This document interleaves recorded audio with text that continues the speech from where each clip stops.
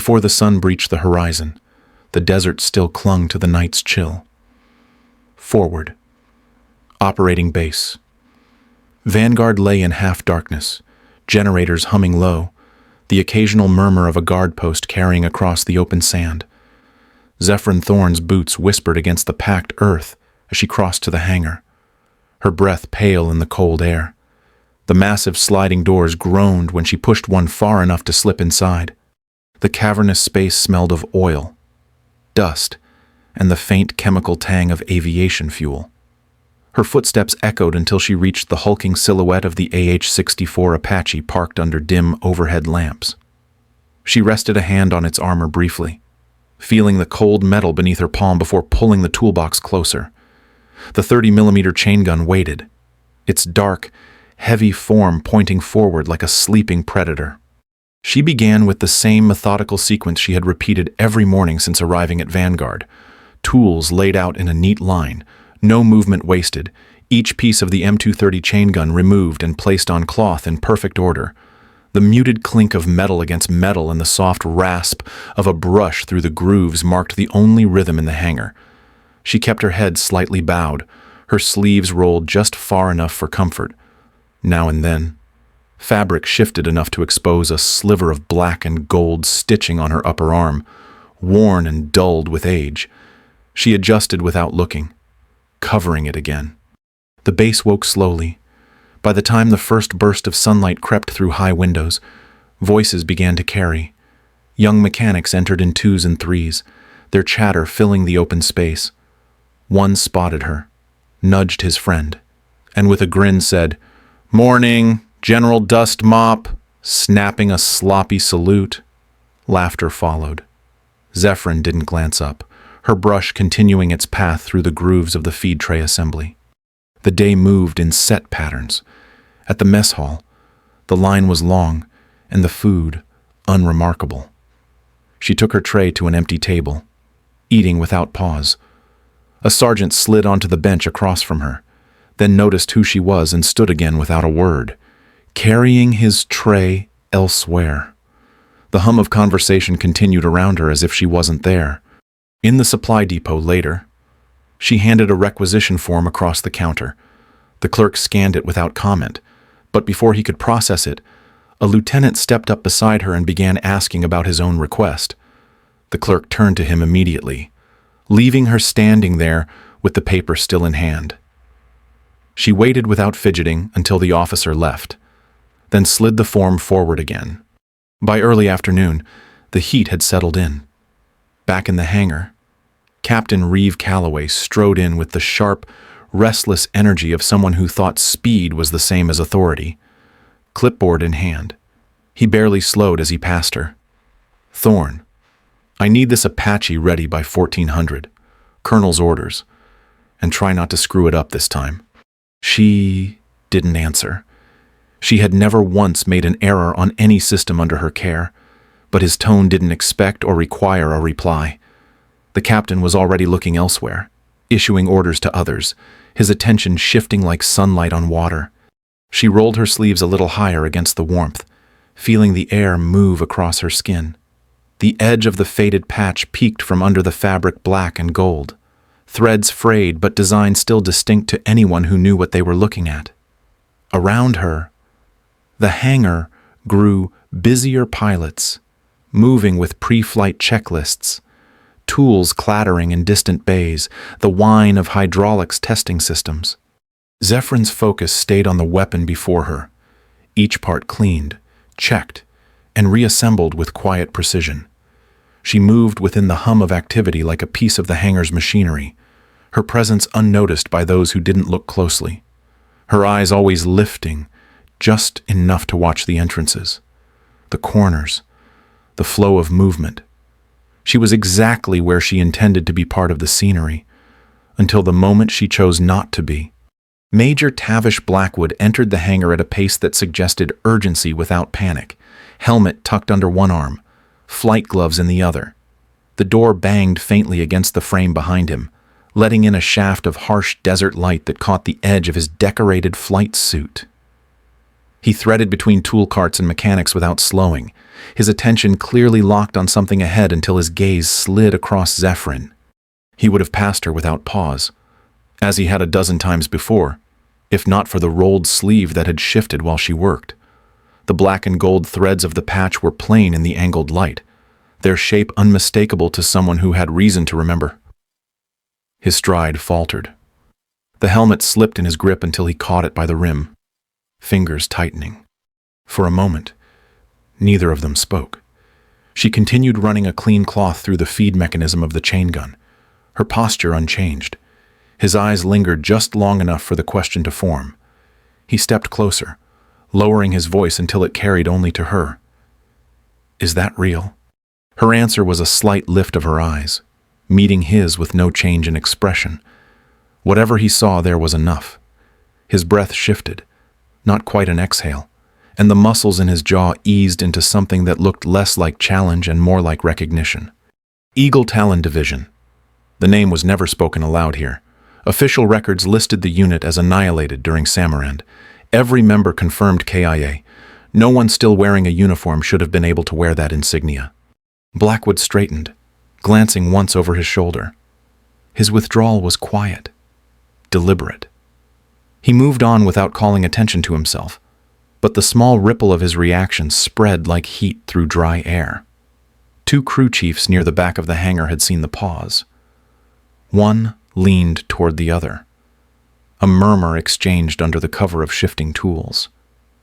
By the time Blackwood disappeared into the ready room, 3 more senior personnel were watching her with the careful stillness of people who understood they might be looking at something classified. She finished the reassembly without altering her rhythm, the click of each component falling into place marking time against the shifting atmosphere. Around her, groups formed in loose clusters, 2 pilots near the open doors, a sergeant with a clipboard speaking low to an older chief. Younger mechanics glanced up and then away, unsettled by the tone of the veteran's sudden focus. The noise in the hangar hadn't stopped, but it had changed. The easy background hum of work had thinned, replaced by shorter sentences and movements that seemed a fraction more measured. Even those who pretended not to notice were betraying themselves in the way their eyes cut toward her when they thought she wasn't looking. Zephyrin set the last component into place and lowered the gun's panel with practiced ease. Her hand brushed the sleeve once, covering the patch again. The adjustment was casual, almost absent-minded, but the mark had already been seen by the right eyes, and whatever had shifted in the air would not shift back. She moved to the next task in silence, letting the weight of the moment pass over her without acknowledgement, knowing it had already set something in motion. Colonel Austin Mercer entered the hangar flanked by 2 men in plain uniforms whose posture gave away their intelligence roles. They moved with quiet precision, splitting toward opposite walls, each taking up position near the main exits. At first glance, it looked like a routine inspection, but the way Mercer's gaze locked on Zephyrin told another story. The usual clatter of tools and the low drone of conversation ebbed as people noticed the formation. Mercer's steps echoed against the concrete. He stopped 10 feet from her, the hum of the Apache's standby systems filling the pause. "Lieutenant Colonel Zephyrin Thorne," he said, the rank ringing sharp in the air. The title landed like a dropped wrench, heads turned. Conversations died mid-sentence. The use of her name was no accident. Mercer's voice carried the weight of confirmation, verified by the Pentagon at 0800, surviving officer, Eagle Talon Division, recipient of 3 classified commendations, officially declared killed in action during Samarand. His eyes searched her face, looking for denial. She offered none. "Somewhere near the back," a mechanic muttered under his breath, cut off when his companion elbowed him sharply. Captain Calloway, halfway through a checklist, froze. The easy arrogance on his face faltered into something less certain, his clipboard lowering a fraction. Zephyrin straightened, no longer bent over the weapon system. For the first time since arriving at Vanguard, she stood fully upright, the fabric over her arm shifting as she reached up and rolled the sleeve deliberately. The black and gold patch was no longer an accidental glimpse, but a clear declaration. She removed it entirely, holding it in her palm as if presenting evidence. "The reason you believed I was gone," she began, voice calm but carrying through the hangar, "is because someone inside our own chain fed Obsidian Hand the location of Eagle Talon's forward operating site. That betrayal didn't end at Samarand. Some of those same personnel are here now, transfers into Vanguard's roster." A ripple moved through the assembled crew. Mercer's expression hardened. "You're saying our security is compromised from within?" "I'm saying it already has been." She turned toward the Apache, climbing the short ladder into the cockpit. Her hands moved over the controls with a familiarity that drew the eyes of every pilot present.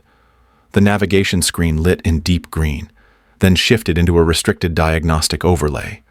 Symbols and streams of decrypted data scrolled across the display. "This Hawkeye system has been modified to intercept more than targeting data. It's been collecting and decoding transmissions from Obsidian's forward scouts for the last 6 weeks. Patterns show relay points inside our own comms net. That's not a glitch. It's insertion." She tapped a sequence, and the screen displayed a highlighted coordinate trace, each loop ending at an encrypted origin within the base's infrastructure. Mercer leaned in, reading the data as the implications settled. His skepticism drained into something sharper alarm, and then grudging respect. Around them, the mechanics, pilots, and officers were silent, their focus fixed on the cockpit display. Calloway shifted his weight, his earlier bravado gone, eyes darting between Mercer and Zephyrin. Younger crew members looked at her as if seeing her for the first time, their earlier dismissals replaced by the weight of what she had just laid bare. Zephyrin powered the system down, stepped back onto the hangar floor, and closed her hand over the patch. "You asked for proof. Now you have it. But understand, if I can see them, they can see me. That window is open both ways." No one spoke. The only sound was the distant whine of a hydraulic pump cycling down. The truth had been pulled into the open, and with it, so had she. The boom rolled in from the north perimeter, low and heavy enough to shake the hangar doors. A half-beat later, the alarms wailed, sharp and urgent, and red strobes began to spin overhead. Colonel Mercer's voice cut through the noise, crisp and commanding. "Battle stations. This is not a drill." Around them, the personnel who had been frozen by her earlier revelations snapped into motion. Marines moved for weapons racks. Mechanics shoved tool carts aside to clear floor space, and the air filled with the thud of boots and the clatter of metal. Zephyrin didn't flinch. "Obsidian standard assault," she said evenly to Mercer. "Initial breach to draw attention. Primary strike team targets assets while the perimeter is distracted." Her eyes cut to the Apache. "They're coming for that bird." Without waiting for approval, she strode to the nearest squad of Marines. "You, and you cover the East Bay door. No line-of-sight exposure until you've confirmed their firing positions. Get that M240 up on the scaffolding." Her tone carried the weight of habit, not hesitation, and the Marines moved without argument. She crossed to the Apache, dropping her toolkit on the deck. The lid flipped back to reveal not just wrenches and gauges, but a compact sidearm and a sheathed combat knife. She clipped both onto her belt in the same motion she handed a checklist to a young mechanic. "Start with hydraulics, then munitions. No shortcuts if we have to lift. We lift hot." Major Blackwood appeared at her side, helmet already on, checking the arming status of the Hellfires.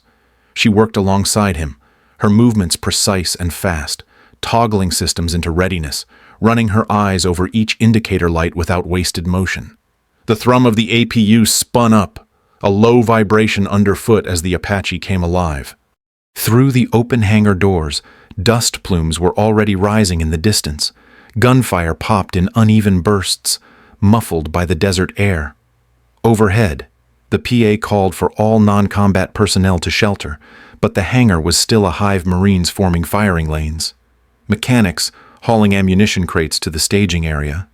Zephyrin's voice cut through the din again, directing a loader to redistribute ammo belts between positions, shifting a fire team to cover the blind side of the building. Each order slotted into the next, building a defense without the chaos of shouted contradictions. The Apache's displays glowed steady green. She stepped back from the cockpit, scanning the hangar with a quick, practiced sweep. Whatever role she had kept buried was now fully in play. The attack had come exactly as she predicted, and her place in the response was no longer in question. The map table was already crowded when Zephyrin stepped in beside it, its surface glowing with shifting red and blue markers. Enemy positions blinked along the north and east, converging toward the hangar. She studied the movement for 3 beats, then reached for the comms handset without asking permission. "Shift second squad from east wall to bay to interior," she said into the line, already tapping the Hawkeye interface on the nearby console. "Leave the outer approach looking thin. Make them believe we're short on coverage there." Markers updated on the display as squads began moving. Mercer glanced at her, one brow raised, but said nothing. Blackwood caught the thread instantly. If they think Bay 2 is light, they'll push hard there. "That's a kill box," he muttered, then keyed his mic to redirect a pair of gunships into a holding pattern above the false gap. Zephyryn's hands moved between the comms unit and the Hawkeye controls, each keystroke feeding out falsified position pings in the enemy's own encrypted pattern. "They'll relay this to their assault element," she explained without looking up. "When they commit, the flanking teams collapse in. We cut their breach time in half." The Hawkeye display flickered, showing intercepted chatter confirming the bait had been taken. She relayed timing adjustments to the Marines on the perimeter, her voice calm but carrying over the noise. On the map, red icons surged toward the created gap. Mercer leaned closer, reading the feed. Whatever skepticism he'd held earlier was thinning fast. Outside, the sound of gunfire shifted pitch, stuttering into tighter, more deliberate bursts. From the mezzanine, a fire team repositioned to cover the blind angles she'd identified. No one questioned her orders now. Even those she'd never spoken to before moved without hesitation when her voice came over the line. In the hangar, Blackwood signaled the final arming check for the Apache. Mercer began issuing broader directives over the base net, echoing her plan and locking the wider defense into her pattern. The enemy advance slowed, their breaches funneled into choke points where crossfire waited. Zephyryn's eyes stayed on the map, fingers brushing the edge of the table as if feeling the pulse of the fight through the glass. Every new movement on the board was met with a countermeasure, each adjustment feeding the momentum back toward their side. She had never been introduced as part of the chain of command, but in the space of minutes, the room had shifted to treat her as if she were. Marines closed in on either side as Zephyrin and Blackwood crossed the hangar floor toward the Apache, their boots crunching through grit kicked up by nearby impacts. The air outside was a constant churn of dust and smoke, every breath tinged with jet fuel. Gunfire rattled from sandbagged positions at the bay doors, muzzle flashes sharp against the flat desert light. Incoming rounds smacked into concrete and tore through the edges of the hangar frame, spraying fragments across the deck. Ground crews swarmed the aircraft, helmets low, voices clipped and urgent. One mechanic snapped a panel shut while another heaved a final crate of munitions onto the loader. Blackwood climbed straight into the pilot's seat, strapping in without hesitation. Zephyrin swung into the gunner's position, flipping the Hawkeye module's housing open to confirm the data feed was secure. She keyed the intercom. "Our objective is not to hold this base. It's to get this data to CENTCOM. If we're still here when they breach, we've failed." Blackwood gave a quick nod, hands already running the start sequence. The cockpit lit in a ripple of green and amber, the hum of electronics building into the deep thump of the rotors spooling up. Outside, Marines traded bursts with advancing shadows at the far perimeter. The smell of scorched sand drifted in on the slipstream as the rotor wash began to build. She scanned the targeting readouts, fingers steady as she armed countermeasures and set comms to encrypted burst transmission. "We'll have contact within 30 seconds of clearing the outer fence," she said, voice calm, despite the rising vibration through the frame. The hangar doors yawned wide, sunlight glaring across the canopy. Blackwood eased the collective up, and the Apache rose in a spray of loose grit and debris. Tracers stitched the air toward them from the east. Marines on the ground answered with a curtain of suppressive fire. The aircraft pivoted, nose dipping toward the open desert, and then surged forward. From above, the base shrank into a haze of smoke and movement, its defense lines holding for the moment but clearly under strain. The first evasive turn came just beyond the perimeter, the Apache banking hard to avoid a burst from a distant ridge. Zephyrin tracked the source, marking it on Hawkeye's feed for the record, even as she stayed focused on the narrow path ahead. The ground battle was already fading behind them. The mission had moved to the air, and every second they'd bought on the ground was now their margin for survival. The sun flashed hard across the cockpit glass, slicing through the haze as the Apache skimmed low over the desert floor. The rotors thundered above, their deep rhythm overlaid with the steady hum of the Hawkeye module as it streamed enemy chatter onto Zephyrин's display. 2 red indicators tracked, behind them enemy helicopters closing fast, both carrying the kind of targeting arrays that made distance meaningless. "Leads locking in," Blackwood said, his voice tight over the intercom. Zephyrin had already seen it, the threat tone rising in her headset. Her fingers moved over the weapons controls, locking Hellfires onto the lead chopper's heat signature. "Keep us steady for 2 seconds," she told him, her voice level despite the rapid thump of her pulse. He rode the turbulence, holding them in the pocket as she released the first missile. The Apache shuddered as the round cleared, a streak of smoke cutting the sky. A heartbeat later, the explosion flared in the distance, the lead helicopter blooming into black debris. The shockwave rippled the air, jostling their own craft. The second chopper banked hard, climbing to take a flanking position. Zephyrin switched Hawkeye's feed, pulling the targeting frequency from its active scans. "Jamming him now," she said, punching the command through. The Hawkeye display scrolled with corrupted data strings as the enemy's lock faltered. She watched his movement turn erratic, the angle breaking as he pulled away, retreating into the glare. A sudden jolt rocked them, not a hit, but the sharp vibration of near-miss shrapnel scraping the outer panel. Warning lights flared amber across the console. Port stabilizers reading minor damage, Blackwood reported, adjusting trim to keep them level. Zephyrin ran a quick check, confirming they could hold flight integrity. "We stay on mission," she said, almost to herself, eyes darting to the data transfer still running in the background. The Hawkeye feed was moving packets toward the relay endpoint, each percentage tick buying more reason to keep flying. A new alert chimed ground-based missile lock. "Canyon ahead," she called, already mapping their dive. Blackwood pitched the nose down, the landscape rushing up to meet them. The G-forces pressed them into their seats as the Apache dropped into the jagged shade of the ridgeline. Flares streaked from the dispensers, burning white-orange trails against the pale sky. A missile flashed past, detonating harmlessly against the canyon wall in a spray of rock. They wove through the ridges in a series of sharp banks and sudden climbs, each turn scraping the edge of radar range. The Hawkeye filled with intercepted comm bursts, fragments of enemy pilots calling lost visuals, ground crews recalibrating. Zephyrin caught the shift in their tone and began feeding back false telemetry, sending them on a chase toward an empty quadrant of desert.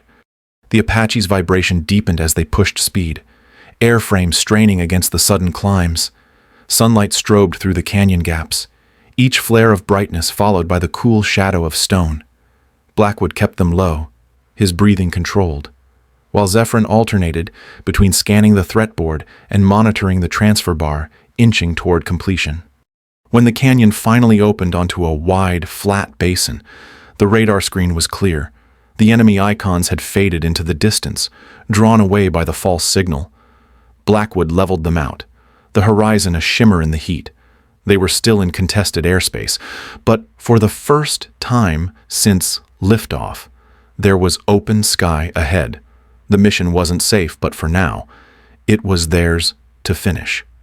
The Apache touched down at the CENTCOM forward relay station, its rotors slowing to a steady thump before winding down. The air was cooler here, the sun dipping toward the horizon, throwing long shadows across the tarmac. Ground crews moved with quiet efficiency, their clipped voices and the rattle of tools filling the stillness left after the mission's edge. Zephyrin powered down her console, unfastened the Hawkeye module, and carried it to the waiting intelligence officer. No speeches, no debrief in front of a crowd, just the exchange of an object that had cost blood and risk to deliver. The officer nodded once and walked away. Blackwood approached as she stepped back toward the Apache. "You could come back in, officially," he said. His voice held no pressure, only the offer. She met his eyes for a moment, then shook her head. Not yet. Before the first senior commanders could arrive, she slipped away, leaving the patch on the gunner's seat. The gold thread caught the last light as the hangar shadows lengthened, its presence both a marker and an erasure. She took the service road at the far edge of the station, boots crunching softly on gravel. A convoy idled ahead, engines low, silhouettes blending into the growing dark. Without looking back, she stepped into their shadows and was gone. By nightfall, word of the defense at Vanguard was already spreading. Her name was nowhere in the reports, and that was exactly how she wanted it.